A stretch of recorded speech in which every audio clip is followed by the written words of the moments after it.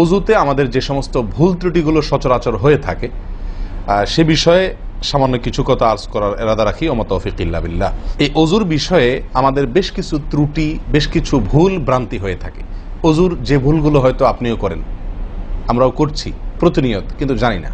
তো সেগুলো নিয়ে আমরা সংক্ষেপে আলোচনা করব। নবী সাল্লাল্লাহু আলাইহি ওয়াসাল্লাম বুখারী মুসলিমের হাদিসে আসছে, তিনি বলেছেন, লা তুকবালু সালাতুন বিগাইরি তাহুরিন, পবিত্রতা ছাড়া কোনো সালাত কবুল হবে না।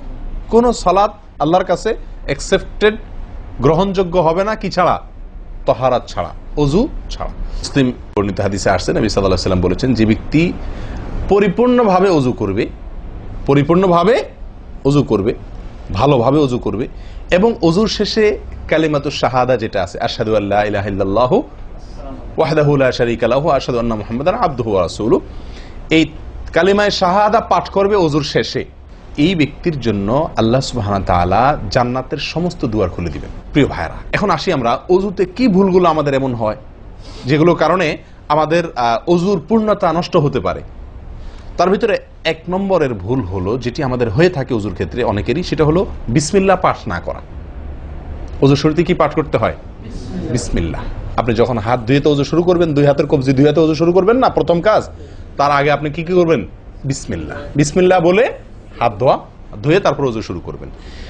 বহু লোক আছি আমরা, অজুখানায় ওই গল্প করতেছি, আড্ডা মারতেছি, কথাবার্তা বলতেছি, এই বলতে বলতে অজু শুরু করে দিছি। তাহলে বিসমিল্লাহ কখন পড়তেছি?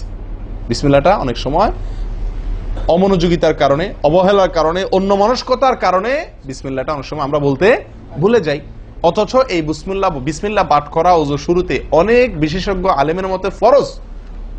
অনেকে বলেন বিসমিল্লাহ পাঠ না করলে অজুই হবে না, আপনি যদি ভুলে বাদ দেন অজু হলো না। যদিও সংখ্যাগরিষ্ঠ আমাদের মতে এটা না, তাদের মতে বিসমিল্লাহ পাঠ করা এটা অজুর সুন্নাহ। এটা হলো অজুর কি? সুন্নাহ। এটা আপনি যদি বিসমিল্লাহ বলে যদি অজু শুরু করেন, তাহলে অজুটার ভিতরে পূর্ণাঙ্গতা আসলো। দ্বিতীয় যে ভুলটি হয় ভাই, 199 জনের বলবো, তার চেয়ে বেশি হতে পারে, হাজারের ভিতরে 10 জন মানুষের হয় কিনা আমার সন্দেহ আছে এই কাজটা সঠিকভাবে করতে পারি না। সেটা হলো অজুর সময় মিসওয়াক করা।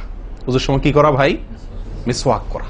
এটি এত গুরুত্বপূর্ণ সুন্নাত যে নবী সাল্লাল্লাহু আলাইহি ওয়াসাল্লাম বলেছেন, বুখারীর হাদিস, লাউলা আন আশুক্কা আলা উম্মতি লা আমারতুহুম বিসওয়াকি ইনদা কুল্লি ওযু।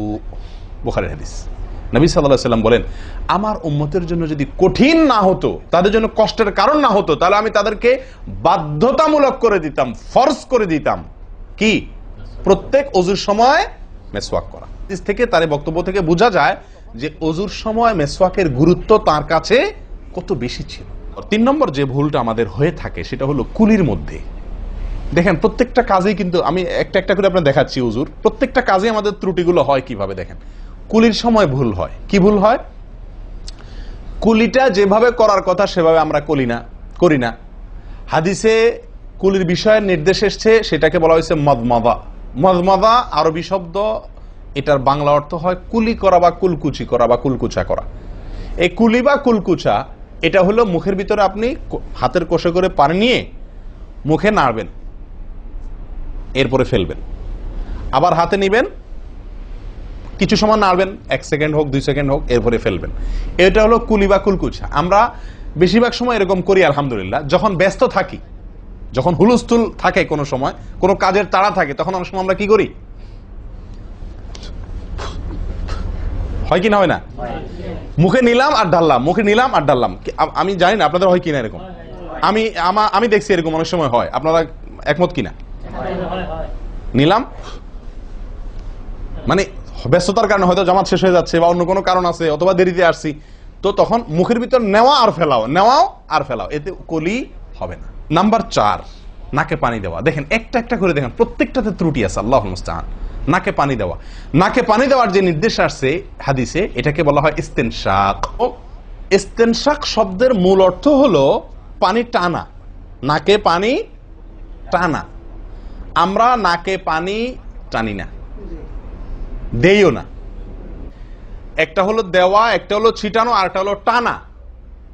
টানা হলো এ ক্লাসের অজুতে নাকে পানি টানবেন, বি ক্লাসের অজুতে নাকে পানি দিবেন, থার্ড ক্লাসের অজুতে নাকে পানি ছিটাবেন। আমি কি বুঝতে পারছি? তো আমরা বেশিরভাগ লোক থার্ড ক্লাসের অজু, সারা জীবন থার্ড ক্লাসের অজু করি। আপনি থার্ড ক্লাসের অজু করে আপনি জান্নাতে যাবেন? ফার্স্ট ক্লাসে থাইকাও তো যাইতে কঠিন হয়ে যায়। আপনি থার্ড ক্লাসের অজু করে কিভাবে আপনি সালাতের খুলবেন, তালা খুলবেন, কিভাবে আপনি জান্নাতে যাবেন? অতএব ভাই, এই নাকে পানি দেওয়ার বিষয়ে সাবধান থাকতে হবে। দেখুন, নিয়ম হলো আপনি হাতের কোষে পানি নিয়ে নাকে ধরলেন, নাকে ধরে হালকা কি করবেন? টান দিবেন, হালকা টান দিবেন, হালকা টান। কারণ একটু জোরে টান হয়ে গেলে সেটা কি হয়ে যাবে? নাকের তালু তো উঠবে, আপনার কষ্টের কারণ হবে। শরীয়ত আপনাকে কষ্ট দিতে চায় না, শরীয়ত আপনাকে কষ্ট দিতে চায় না।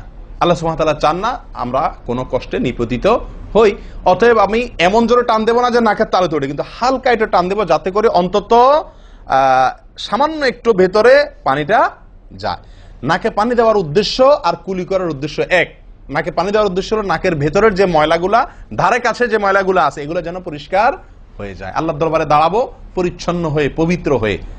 হ্যাঁ, এই জন্য নাকে পানি দেওয়ার নির্দেশ আছে। এখন আপনি যদি নাকে পানি কোষ নিয়ে ধরে একটু হালকা টান দেন, তাহলে ভিতরে কিছুটা পানি যাবে কি যাবে না? এটা আপনাকে করতে হবে।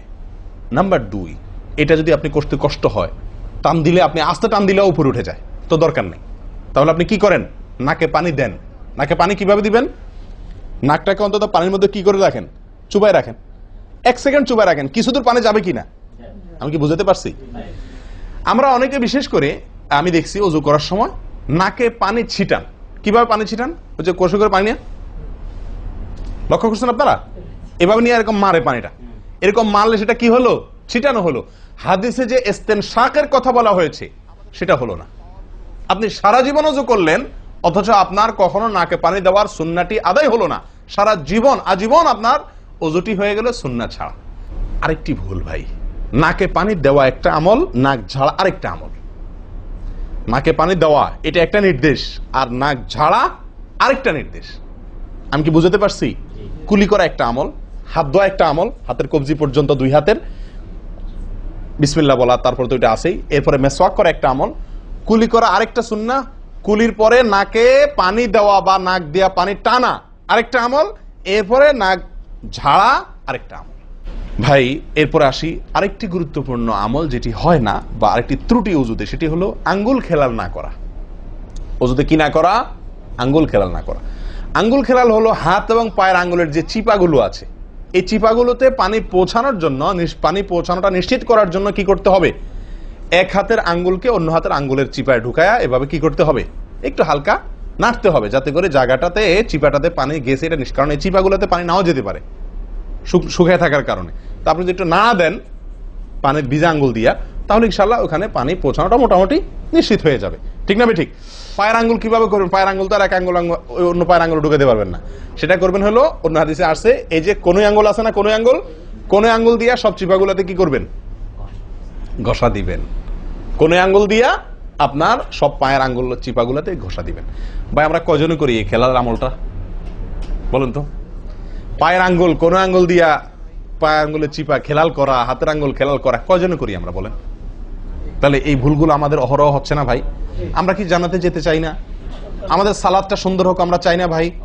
আমাদের এই সালাত খুব পাওয়ারফুল হোক, শক্তিশালী সালাত হোক, এই সালাতের মাধ্যমে আমি অন্যায় থেকে বেঁচে থাকবো, এই সালাতের মাধ্যমে আমি জান্নাতে যাব, এই সালাত আমাকে খাঁটি মুসলিম বানাবে, এই সালাত আমাকে আল্লাহর কাছে প্রিয় বানাবে, এই সালাত কিয়ামতের দিন নূর হবে। আমরা চাই না ভাই?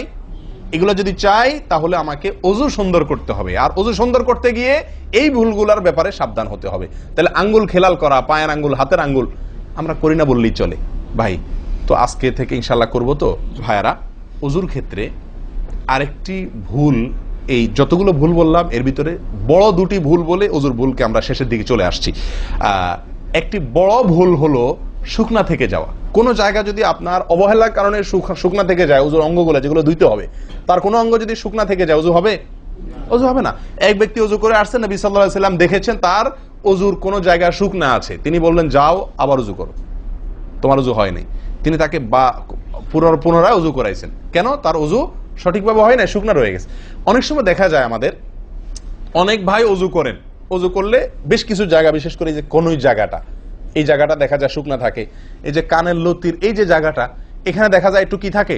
শুকনা থাকে। কপালের দিকে দেখা যায় শুকনা থাকে। এই জায়গাগুলো অনেক সময় দেখা যায়, বহু লোককে দেখা যায় ওযু করে আসছে, এখানে শুকনা, এখানে শুকনা, পায়ের গোড়ালি, গিরা, এই জায়গাগুলোতে শুকনা। কারণ হলো ওই যে অবহেলা করে উজু করছে, কোন রকম উজু করছে, উজুটা যেভাবে করা দরকার সেভাবে করে নাই। ভাই এই জিনিসটা আপনার লক্ষ্য করা দরকার কি দরকার না? অজুই হবে না।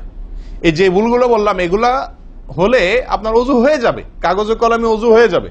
কিন্তু এখনকার যে ভুলটা বললাম, যদি শুকনা না থাইকা যা আল্লাহ মাফ করেন, তাহলে কাগজে কলমে অজু হবে না, কাগজে কলমেও কি হবে না? অজু হবে না। এত জঘন্য। সাবধান থাকার দরকার কি দরকার না?